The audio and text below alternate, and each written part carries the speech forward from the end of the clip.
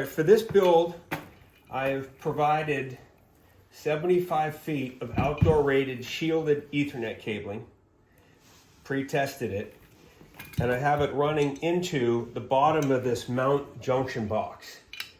This thing, I've already siliconed the gasket onto the back. It needs to be mounted to a flat surface so that no water can get into the back.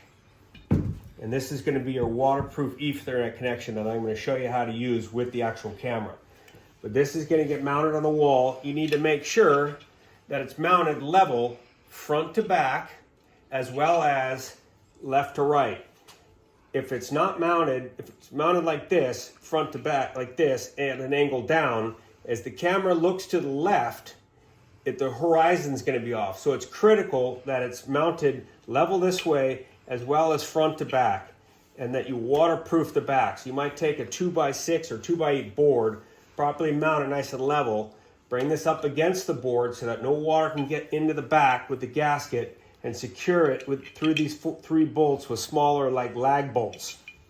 Once this thing is properly secured, you can run your cabling, making sure you secure it to the building and blow around in the wind into where your network router and so forth is, and we'll go over that in a moment.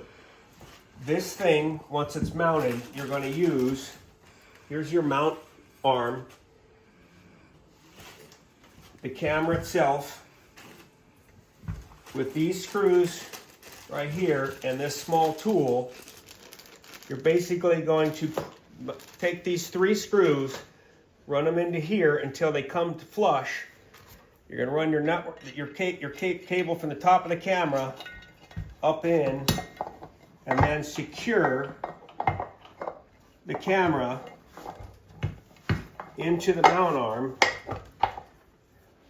by make sure it gets down flush here, and then you're going to tighten these 3 nuts around with this provided tool.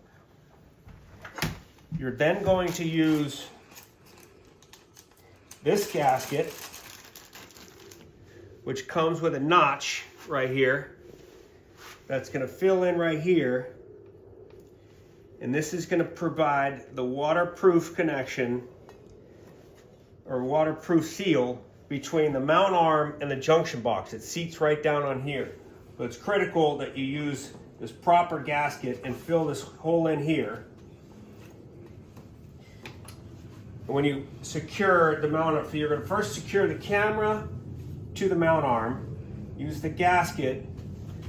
Once this is already mounted, you're making your waterproof connection by plugging this tab in here. I've already put the gasket, there's a little gasket on here. You're going to plug an Ethernet connection in. You're going to slide the jacket up till it seats on the gasket, and then twist in a counterclockwise fashion to secure it. Then take this sleeve, slide it up inside the jacket, bring your end over, and you're going to crank this down. This essentially cinches the jacket down on the cable to waterproof this connection. This is critical. To undo it, you're going to loosen this end cap, slide it off, counterclockwise, pull it apart, push your tab, and pull your Ethernet connection out. It's critical that this is properly waterproofed. This is mounted level, left to right, front to back. No water can get in here, and if you use this gasket that's provided between the mount arm and your junction box, you should be good. Once, the other critical thing, remove this tape. It's securing the head from moving. Remove this tape prior to plugging the camera into your power. You don't want the camera to power up and try to move and not be able to move because it's been taped off. Once your cable runs into the building, here's your Ethernet or PoE injector, power over Ethernet injector. There's 2 ports on it.